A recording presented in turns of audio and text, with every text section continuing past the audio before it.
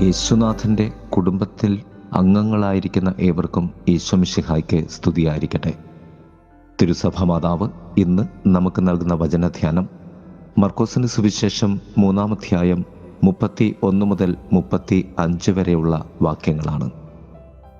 യേശുനാഥനെ കാത്ത് ദേവാലയത്തിന് പുറത്തു നിൽക്കുന്ന യേശുവിൻ്റെ അമ്മയും സഹോദരങ്ങളും യേശുവിനെ അന്വേഷിച്ചപ്പോൾ യേശുനാഥൻ അവർക്ക് നൽകിയ മറുപടിയുമാണ് സുവിശേഷം.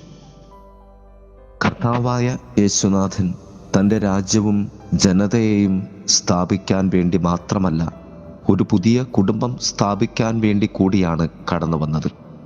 അതുകൊണ്ടാണ് അവിടുന്ന് പറഞ്ഞത്, എൻ്റെ സ്വർഗസ്ഥനായ പിതാവിൻ്റെ ഹിതം നിറവേറ്റുന്നവരാണ് എൻ്റെ സഹോദരനും സഹോദരിയും അമ്മയും. പിതാവായ ദൈവത്തിൻ്റെ മക്കളായി തീരുവാൻ കർത്താവിനെ നാം അനുസരിക്കണം. ആ അനുസരണം താരതമ്യമില്ലാത്ത ഒരു കുടുംബ അനുഭവത്തിലേക്ക് നമ്മെ കൊണ്ടുപോകും. അത് യേശുവിൻ്റെ കുടുംബമാണ്. രക്തബന്ധങ്ങൾക്കപ്പുറത്തേക്ക് നമ്മെ കൊണ്ടുപോകുന്ന, ചേർത്തിരുത്തുന്ന ഒരു കുടുംബ ബന്ധം. കാരണം അത് ദൈവത്തിൻ്റെ കുടുംബമാണ്. 3 സത്യങ്ങളാണ് നാം ധ്യാനിക്കുന്നത്. 1, പുറത്തു നിന്നുള്ള വിളി. സാധാരണയായി വീട്ടുകാർ വീട്ടിനുള്ളിലാണ്. എന്നാൽ ഇവിടെ നേരെ തിരിച്ചാണ്. യേശുവിൻ്റെ അമ്മയും സഹോദരങ്ങളും ദേവാലയത്തിന് പുറത്ത് നിൽക്കുന്നു എന്ന് ഒരു കുടുംബ അംഗത്തെ വിട്ട് കർത്താവിനെ അറിയിക്കുന്നു. എന്നാൽ കർത്താവ് തനിക്ക് ചുറ്റും ഇരുന്നവരെ നോക്കി അവരോട് പറഞ്ഞുകൊണ്ടിരുന്ന പിതാവായ ദൈവത്തിൻ്റെ പുതിയ കുടുംബത്തോട് ചേർന്നിരുന്ന കർത്താവിനോടാണ് അവർ പറയുന്നത്, നിന്റെ അമ്മയും സഹോദരങ്ങളും പുറത്ത് നിന്നെ അന്വേഷിക്കുന്നു എന്ന്. അപ്പോഴാണ് യേശു പറയുന്നത്, എൻ്റെ സ്വർഗസ്ഥനായ പിതാവിൻ്റെ ഹിതം നിറവേറ്റുന്നവരാണ് എൻ്റെ അമ്മയും സഹോദരങ്ങളും. കർത്താവ് ഇവിടെ പിതാവായ ദൈവത്തിൻ്റെ കുടുംബത്തിലേക്ക് ക്ഷണിച്ചവരെയും തൻ്റെ കുടുംബാംഗങ്ങളെയും ഒരു കുടുംബമായി പിതാവിൻ്റെതാക്കി മാറ്റുകയായിരുന്നു. ക്രിസ്തുവിൻ്റെ അമ്മയെപ്പോലെ പിതാവായ ദൈവത്തിൻ്റെ ഹിതത്തിന് മുന്നിൽ സമ്പൂർണ്ണ സമർപ്പണം നടത്തിയ മറ്റാരാണ് ഉള്ളത്? അതിനാൽ തന്നെ പരിശുദ്ധ അമ്മയോട് ചേർത്ത് വച്ച് ആ ജനതയെ കർത്താവ് പിതാവായ ദൈവത്തിൻ്റെ കുടുംബമാക്കി തീർക്കുകയായിരുന്നു. 2, ഒരമ്മയുടെ സ്നേഹം. പരിശുദ്ധ അമ്മ തൻ്റെ മകൻ്റെ ദൈവീകതയുടെ പ്രത്യേകത പൂർണ്ണമായും മനസ്സിലാകാതെ യേശുവിൻ്റെ മറുപടി കേട്ട് അമ്മ അത് ഹൃദയത്തിൽ സംഗ്രഹിച്ചിട്ടുണ്ടാകണം. അല്ലെങ്കിൽ ആ അമ്മയുടെ ഹൃദയം അധികമായി വേദനിച്ചിട്ടുണ്ടാകണം.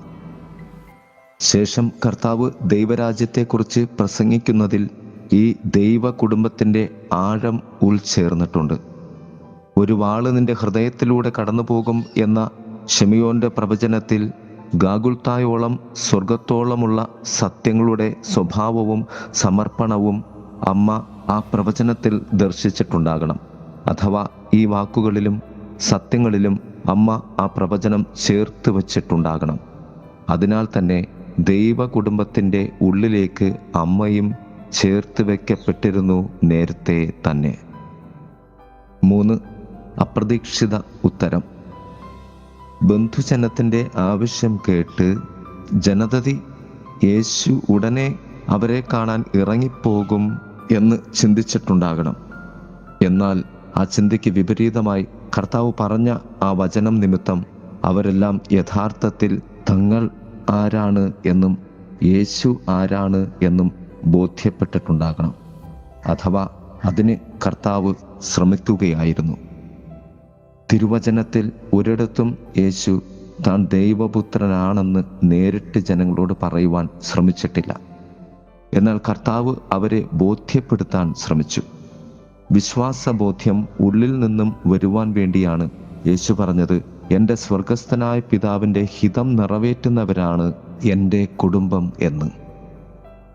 പിതാവായ ദൈവത്തിൻ്റെ ഹിതത്തിനെതിരെയുള്ള ക്രിസ്തു സ്നേഹമില്ല.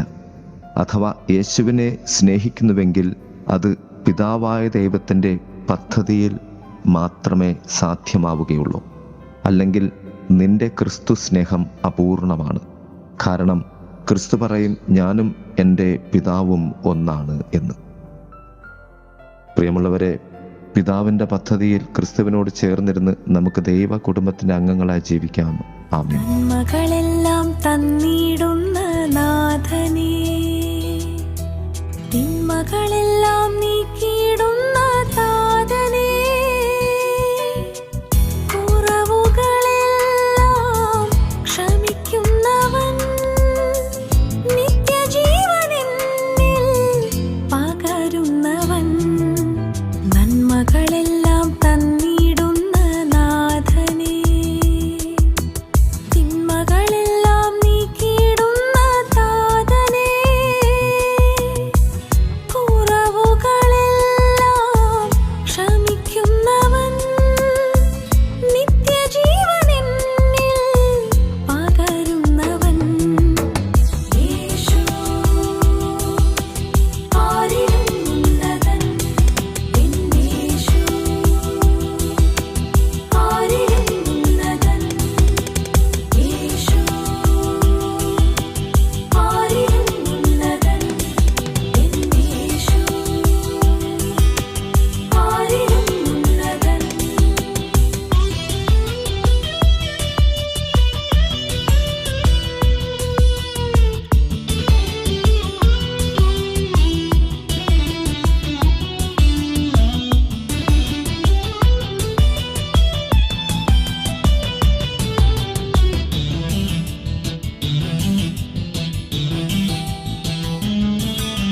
ദൈവത്തോടു കൂടിയാൽ പുതുവഴികൾ തുറന്നിടുമേ, തിരുസ്വരം കേട്ടിടുമ്പോൾ നന്മകളെല്ലാം നൽകിയിടുമേ. ദൈവത്തോടു കൂടിയാൽ പുതുവഴികൾ തുറന്നിടുമേ, തിരുസ്വരം കേട്ടിടുമ്പോൾ നന്മകളെല്ലാം നൽകിയിടുമേ. കൃപയും കരുണയും നിറച്ചിടുന്നവൻ, കൺമണി പോലെ നിന്നെ കാത്തിടും, കൺമണി പോലെ നിന്നെ കാത്തിടും. യേശു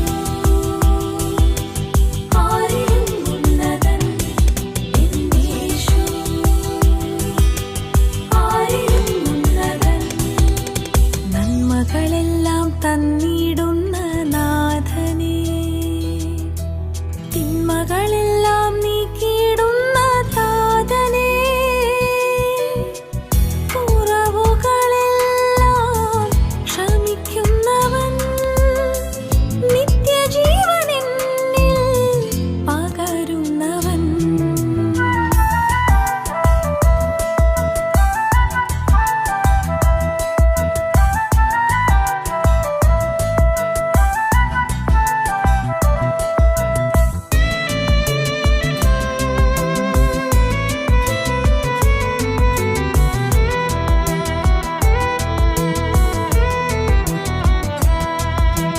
രോഗിയായി ഞാൻ മാറിടുമ്പോൾ സൗഖ്യമേകുവാൻ അരികിലെത്തിടും, ഇരുൾ എന്നെ മൂടിടുമ്പോൾ വെളിച്ചമായി കൈകൾ നീട്ടിടും. രോഗിയായി ഞാൻ മാറിടുമ്പോൾ സൗഖ്യമേകുവാൻ അരികിലെത്തിടും, ഇരുൾ എന്നെ മൂടിടുമ്പോൾ വെളിച്ചമായി കൈകൾ നീട്ടിടും. താങ്ങും തണലുമായി നാഥനുള്ളപ്പോൾ വ്യാകുലങ്ങളെല്ലാം എന്നിൽ നീങ്ങിടുമേ, വ്യാകുലങ്ങളെല്ലാം എന്നിൽ നീങ്ങിടുമേ. യേശു ആരിലും ഉന്നതൻ, യേശു ആരിലും ഉന്നതൻ, നന്മകളെല്ലാം തന്നിടും